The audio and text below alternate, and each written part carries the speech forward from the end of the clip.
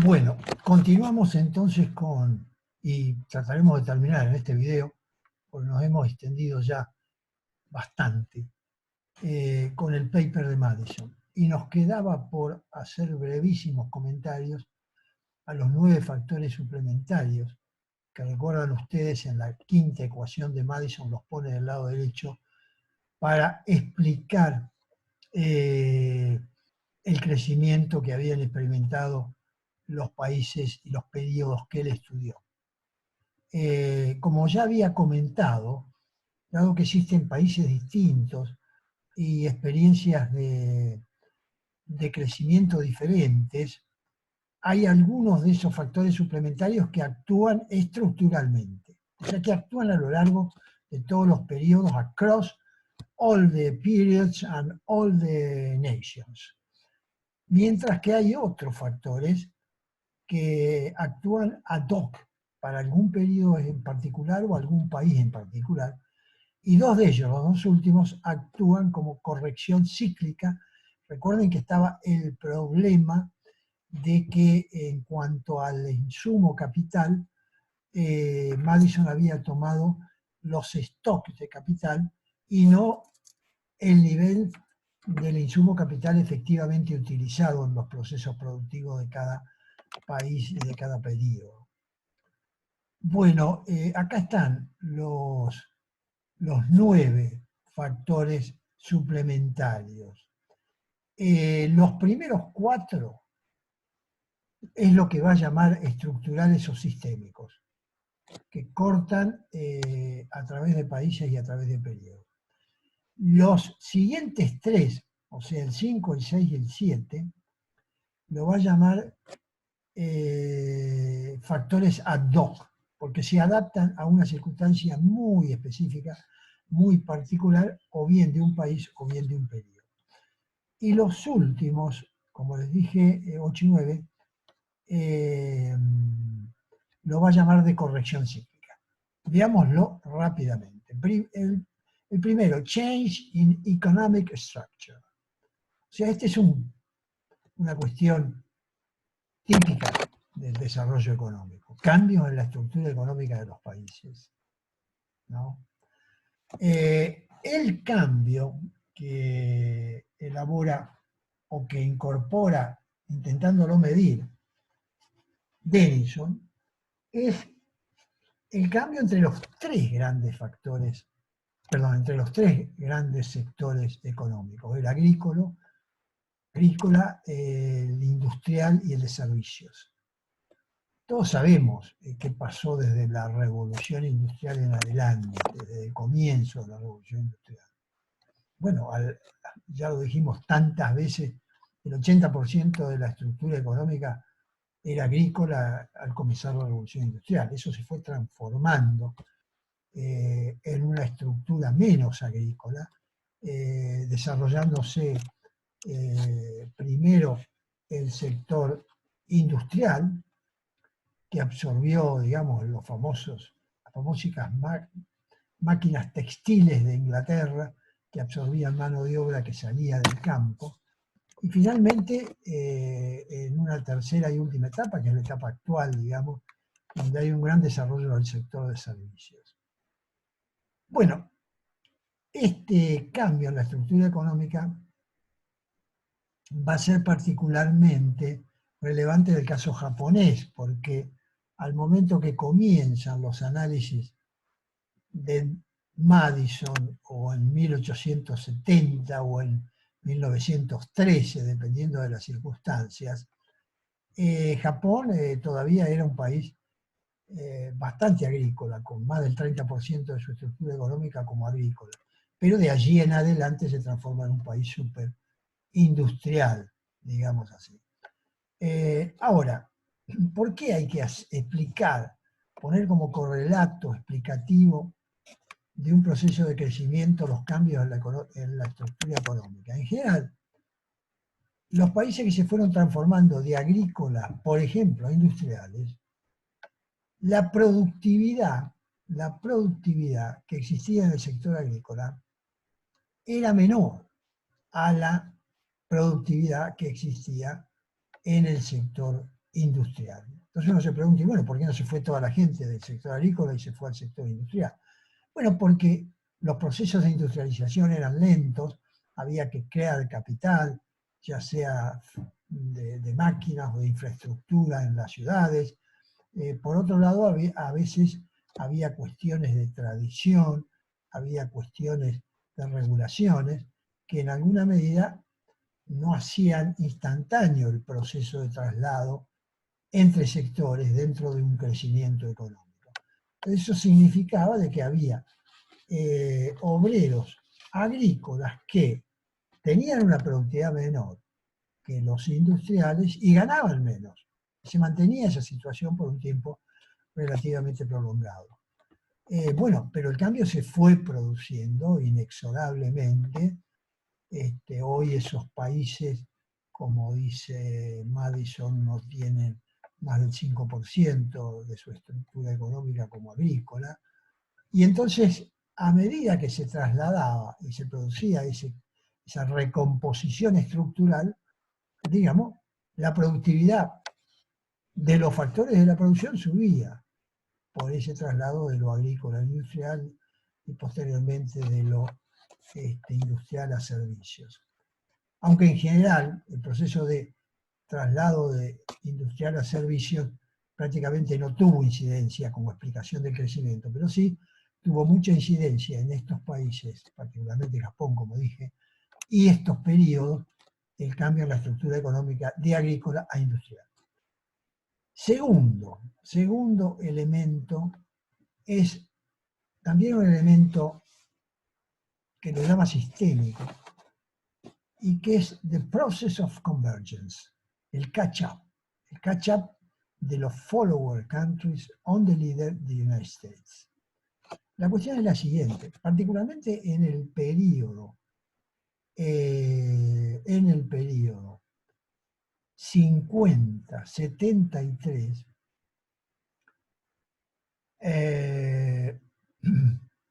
había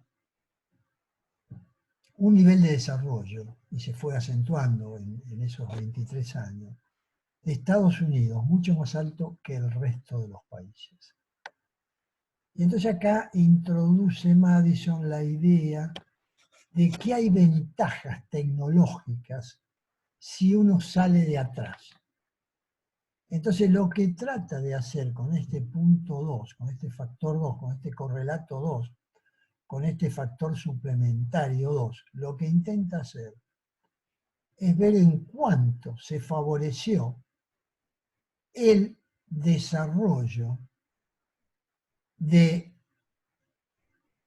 el resto de los países, exceptuando Estados Unidos, porque era lógicamente el país líder, entonces no podía tener un bonus por catch-up de sí mismo, pero sí se aplicaba a Japón, a Francia, a Inglaterra, a Japón, Alemania y los otros 5 países. Entonces, si por ejemplo, entre el 50 y el 73, después vamos a ver algunos resultados concretos, pero si por ejemplo entre el 50 y el 73, la economía de Estados Unidos creció al 4% y la economía de Japón creció al 9%, entonces lo que hacía era un factor suplementario explicativo del crecimiento de Japón, el 20% de la diferencia de tasas. Si esa diferencia de tasas fue 5% entre Japón y Estados Unidos, en favor de Japón, 20% de esa diferencia de tasa a favor de Japón se lo consideraba un efecto catch-up y consecuentemente explicaba, siempre entre comillas, parte del crecimiento de Japón, de ese periodo de milagro japonés y de altísimo crecimiento 50-73. El cuarto factor, cambio un poquito el orden de estos números, el cuarto factor fue economía de escala a nivel nacional. Lógicamente, el producto total y la producción total de todos los sectores de actividad, de todos los países que estamos analizando, crecían.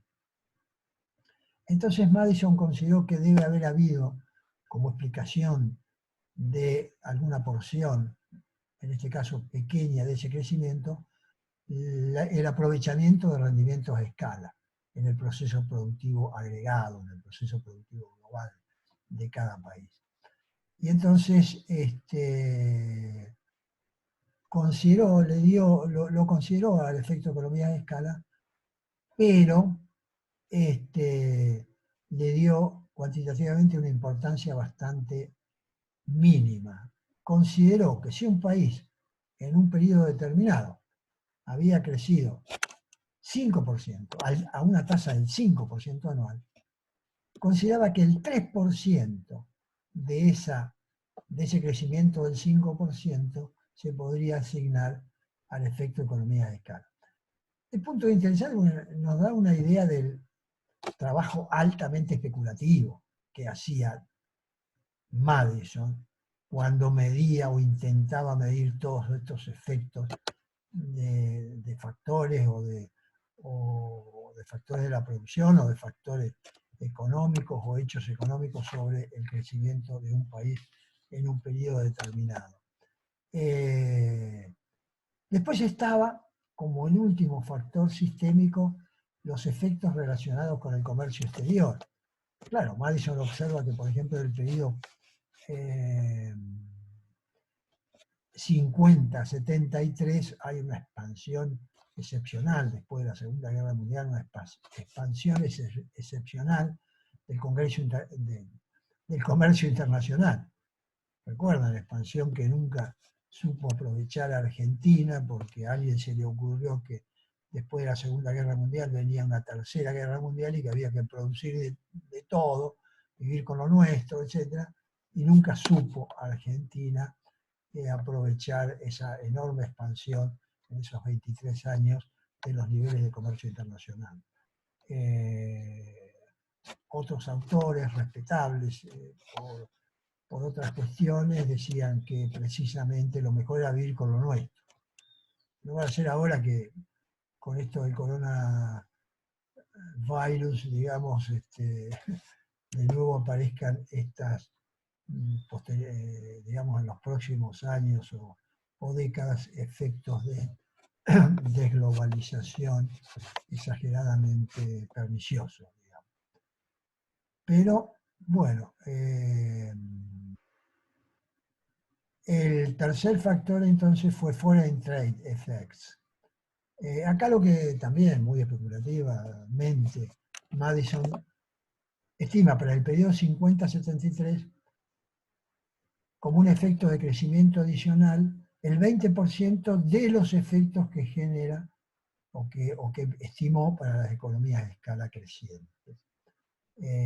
Mientras que en el periodo 73-84, que ya son 11 años de crecimiento mucho menor del comercio internacional, calcula el 10% de los efectos de escala como asignable a efectos de comercio internacional. Bueno, ahora vienen los tres factores suplementarios ad hoc. Y acá son los siguientes.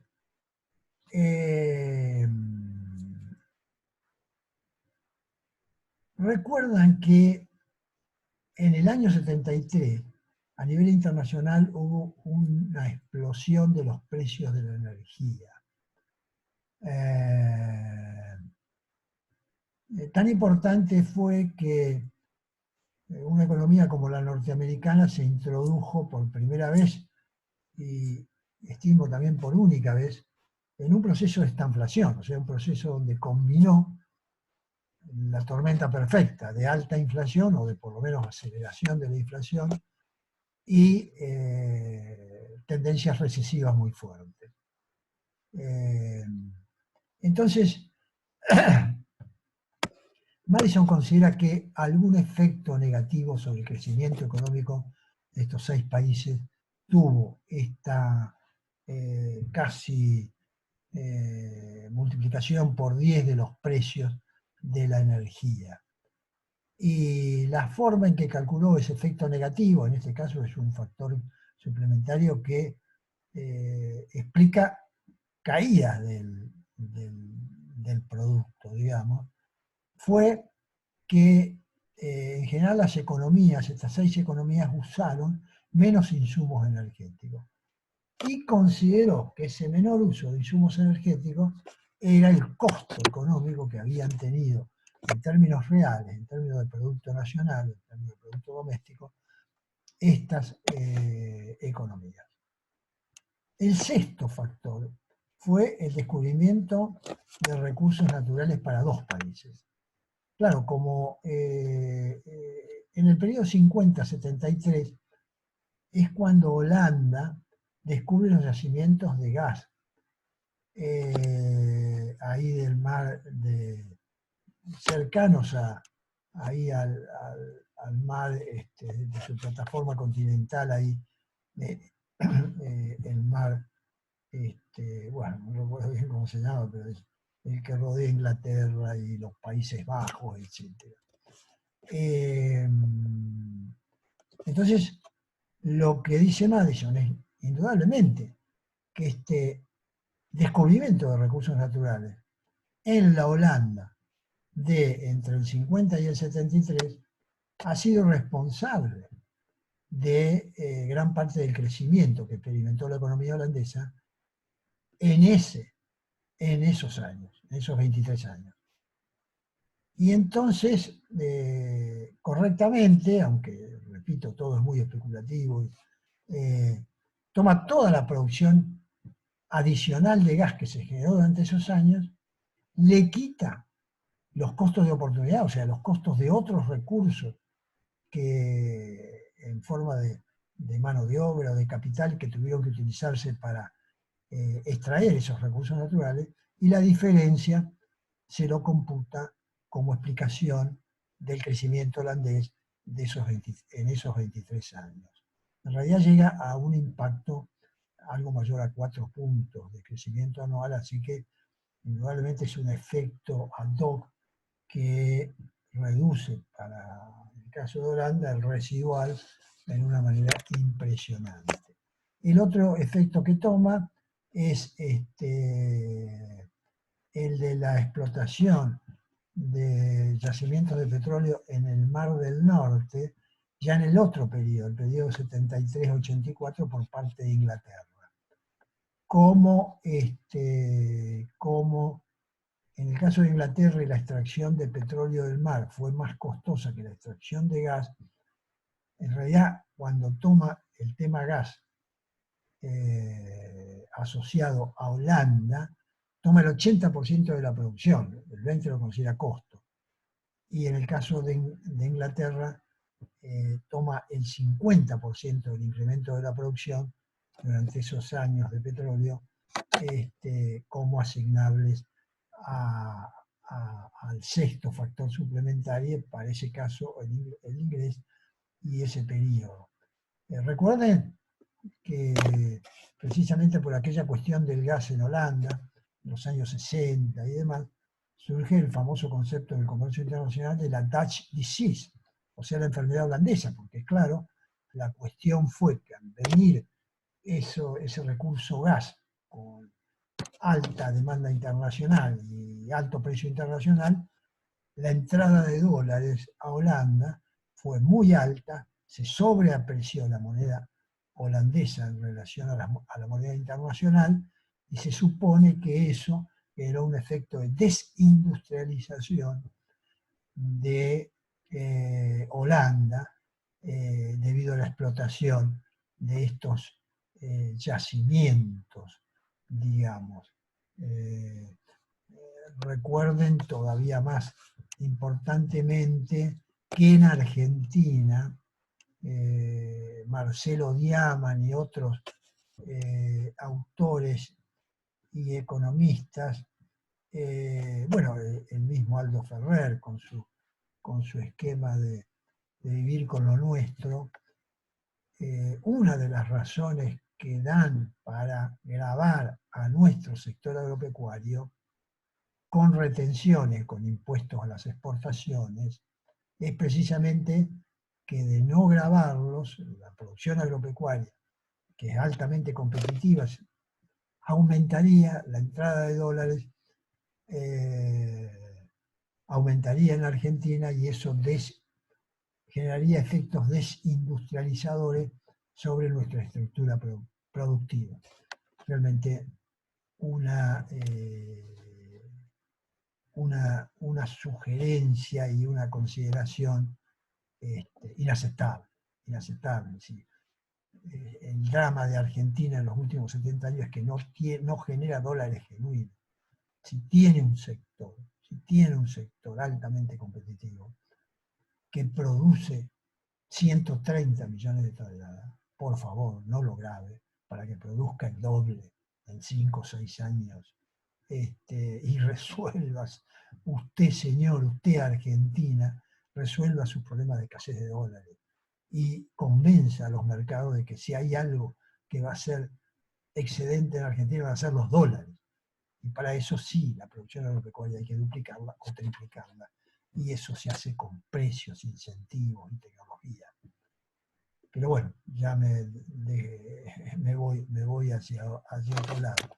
El séptimo factor suplementario a todo fue el costo de la regulación gubernamental y el costo que significa el delito y el crimen. Bueno, hoy con esto del coronavirus y demás, hay un costo de que en un país haya delito, ya sea por todo el costo judicial que hay que incurrir para moderar los delitos, ya sea por el costo carcelario, pero también se considera que regulaciones exageradamente intervencionistas generan un costo de producción económica en un sistema capitalista de libre mercado. Entonces, estos autores, el primero que lo midió fue Denison, Madison lo incorpora y toma los valores de Denison para Estados Unidos y para el resto de los países toma un valor de la mitad del costo que significa la regulación económica y el crimen en cada uno de los países. Los factores 8 y 9, como dijimos, son factores de corrección cíclica interesantes. El tema se aplica para el periodo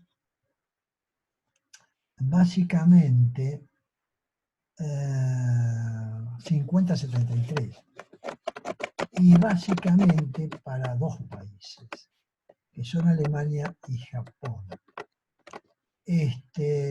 La guerra en esos países destruyó casi toda la capacidad productiva de esos países. Ahora, la mano de obra, que no tenía casi máquinas para producir, o tenía las pocas que habían quedado, no se la computaba como mano de obra desempleada, sino que era mano de obra que estaba empleada, pero de hecho tenía una productividad muy baja. O sea, lo que considera Madison es que en el año 50, 51, 52, esas dos economías tenían un alto nivel de labor hoarding, que es una especie de ahorro laboral. La gente estaba supuestamente empleada, no estaba desempleada, porque si hubiera estado desempleada, él, que toma las horas efectivamente utilizadas, no computaba como factor de crecimiento de la mano de obra. Pero ahora la mano de obra parecía empleada, pero de hecho no producía, o tenía una producción muy baja.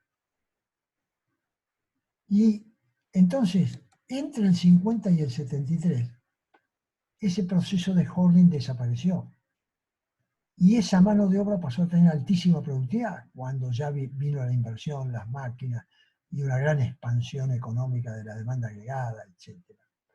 Entonces, una parte importante del crecimiento japonés de esos 23 años, del crecimiento alemán de esos 23 años, lo va a asignar a este factor suplementario hoarding, de L. Y por último, el uso de efectos de capacidad. Por aquí más o menos repite lo mismo.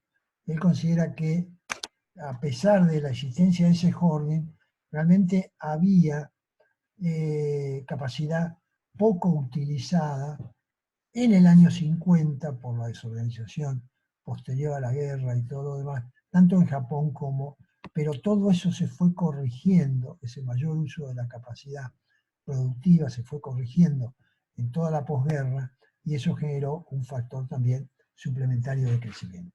Bueno, estas breves consideraciones que hicimos entonces sobre los factores suplementarios de Madison y terminen de verlos en el artículo. Algunos resultados, y con esto vamos a terminar este video, pero también terminamos con el artículo de Madison. Es particularmente importante la tabla 18, en donde aparece el porcentaje, ¿no? El porcentaje, un poquito más de este mouse, el porcentaje explicado por las variables y factores que Madison introduce del lado derecho, quedando un residual consecuentemente pequeño. La detracción que hace por el lado derecho es tan grande que en algún subperíodo particular algún país se queda sin cambio técnico. Por ejemplo, vamos a ver que para Estados Unidos en un periodo están las cosas que sacan, digamos, detrayendo del producto, del crecimiento del producto, que Estados Unidos aparece con un cambio técnico negativo. O sea, es como que la explicación que explicita Madison es más del 100% del crecimiento. Y en el caso de Japón, digamos, prácticamente en cualquiera de los periodos, todos los factores que incorpora Madison son capaces de explicar más del 95% del crecimiento japonés, como si tampoco en Japón nunca hubiera habido este cambio tecnológico, lo cual es indudablemente un absurdo. Veamos los resultados.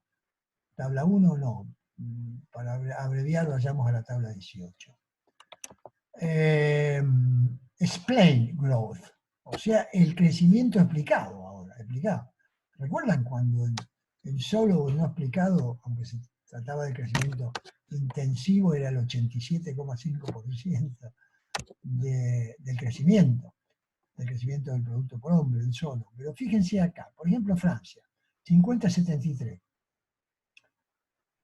3,32 como tasa anual de crecimiento, es el crecimiento explicado por los resultados de Madison.